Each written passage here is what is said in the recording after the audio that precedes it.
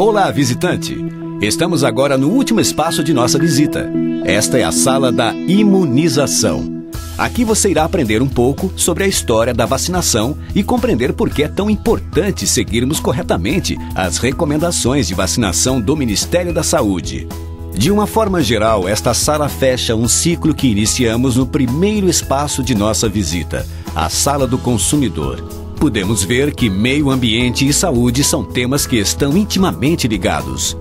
Também tivemos a oportunidade de refletir sobre como são importantes as interações entre essas áreas e que, embora não pareçam, tais interações podem afetar diretamente nossa saúde. Podemos refletir também que, por estarmos vivendo em um ambiente complexo e dinâmico e que vem evoluindo por milhares de anos, é praticamente impossível nos livrarmos completamente do risco de contrairmos algumas doenças que ocorrem naturalmente em nosso meio ambiente. Uma pergunta pode ter ficado sem resposta. Como podemos nos proteger de agentes infecciosos que nos acometem mesmo quando tomamos todos os cuidados com higiene e limpeza? Em 1796, a Inglaterra era acometida por uma epidemia de varíola. Na época, esta doença matava milhares de pessoas e o tratamento consistia basicamente em cuidar das pústulas terríveis que a doença provoca. Nesta mesma época, um médico inglês chamado Edward Jenner observou que as mulheres que ordenhavam vacas com um tipo diferente de varíola, chamada de varíola bovina, dificilmente contraíam a varíola humana, ou quando contraíam, apresentavam uma versão muito mais branda da mesma. A partir desta observação, Jenner iniciou uma experiência e inoculou um garoto de 8 anos, chamado James Phipps, com pus da mão de uma ordenadora que havia contraído a varíola bovina. O garoto adoeceu, porém, de uma forma muito branda. Assim que o menino se recuperou, o médico tornou a inoculá-lo, porém com pus de uma ferida de varíola humana, e o garoto não contraiu mais a doença. Ele havia descoberto o princípio da imunização e desenvolvido a primeira vacina, que recebeu esse nome em função do vírus Vaccinia, vírus da varíola bovina, que tem esse nome devido à palavra em latim vacca, que significa vaca. Atualmente, a varíola humana é considerada pela Organização Mundial de Saúde uma doença erradicada, tendo o último caso sido registrado em 1977, na Somália. Embora a primeira vacina tenha sido criada ainda no século XVIII, demorou para que a população aceitasse o seu uso, e até hoje, apesar dos avanços da medicina e comunicação, existem pessoas que ainda acreditam que é melhor não se vacinar. No Brasil, as vacinações são coordenadas pelo Programa Nacional de Imunizações, PNI, da Secretaria de Vigilância em Saúde do Ministério da Saúde. Esse programa tem como objetivo erradicar e controlar no território brasileiro o que chamamos de doenças imunopreveníveis, ou seja, aquelas doenças que podem ser prevenidas por meio de vacinação. Embora campanhas de imunização já fossem feitas em nosso país desde 1804, foi só em 18 de setembro de 1973 que foi criado no Brasil o Programa Nacional de Imunizações. Essa iniciativa teve como objetivo principal direcionar e ajustar as ações governamentais ao PAI, Plano Ampliado de Imunizações, criado pela OMS, Organização Mundial de Saúde. Nesses quase 40 anos de trabalho, o PNI atingiu diversas conquistas e uma delas foi a eliminação da poliomielite em 1989, responsável por causar a paralisia infantil, e mais recentemente, no ano de 2001, foi anunciada a eliminação do sarampo de transmissão autóctone no país.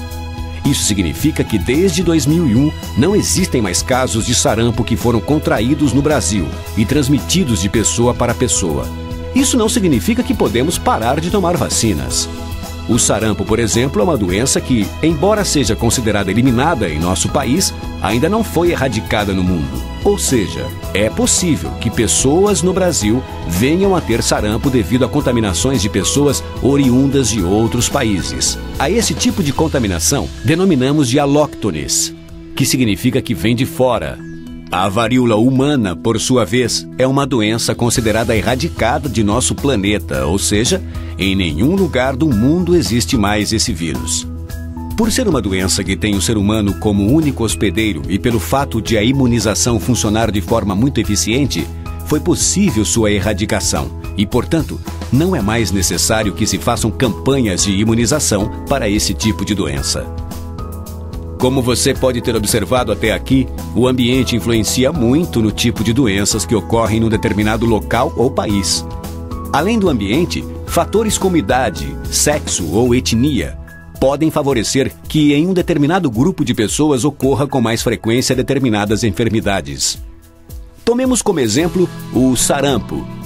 Embora seja perfeitamente possível a uma pessoa que nunca desenvolveu a doença contraí-la enquanto adulta, a mesma costuma causar complicações principalmente em crianças com idade de até 5 anos e jovens com idade em torno de 20 anos. Em função disso, foram criados calendários específicos de vacinação para cada tipo de pessoa, conforme sua idade, etnia ou local de residência.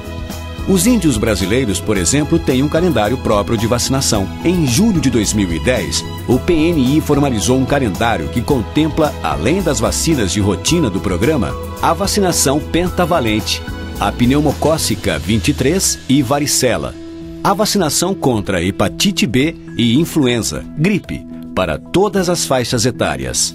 Esse fato se justifica uma vez que o contato das populações indígenas com as doenças ocidentais é muito recente. Muitos índios ainda não carregam em seus genes informações que os tornem resistentes a determinadas doenças. Existem relatos de que quando os primeiros colonizadores europeus chegaram ao recém-descoberto Novo Mundo, centenas de índios sucumbiram diante do contato com doenças novas que para os povos europeus eram banais.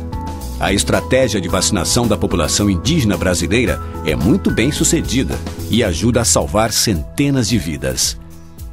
Além das populações indígenas, temos um calendário de vacinação específico para as crianças, adolescentes, adultos e idosos. Esses calendários são iguais para todo o Brasil, exceto para algumas regiões do país onde certas doenças endêmicas exigem uma vacinação diferenciada, como é o caso, por exemplo, da febre amarela. Cabe ressaltar que pessoas que desejem ir de áreas sem recomendação vacinal para áreas com recomendação vacinal devem fazê-lo antes de viajar. Especificamente no caso da febre amarela, é necessário que a pessoa se imunize pelo menos 10 dias antes da data de partida. É importante ressaltar que todas as imunizações que estão no calendário do Ministério da Saúde são ministradas através do SUS, Sistema Único de Saúde, e são inteiramente gratuitas a qualquer cidadão brasileiro ou estrangeiro que esteja em território nacional. Nas paredes da sala, temos alguns quadros que resumem quais vacinas são oferecidas pelo SUS, bem como as faixas etárias em que cada uma deve ser tomada. Cabe lembrar que todo cidadão tem a obrigação de acompanhar pela carteirinha de vacinação se suas imunizações estão em dia, e sempre que tivermos alguma dúvida, devemos nos dirigir ao Serviço Municipal de Saúde mais próximo para a avaliação da carteira de vacinação determinada pelo Ministério da Saúde. Por fim, esperamos que você tenha aproveitado essa visita e que também tenha se sensibilizado perante as reflexões feitas ao longo de nossas salas. Nosso objetivo final, além de informá-lo sobre os assuntos expostos em nossos espaços, foi de instigar você em se tornar um multiplicador de informações. Seja dentro da sua família, escola, comunidade ou cidade, nossa meta é que cada vez mais as pessoas entendam como é importante cuidar de nosso meio ambiente, assim como cuidamos de nossa casa. E que o entendimento dessas relações pode ajudar em muito a melhoria de nossa saúde.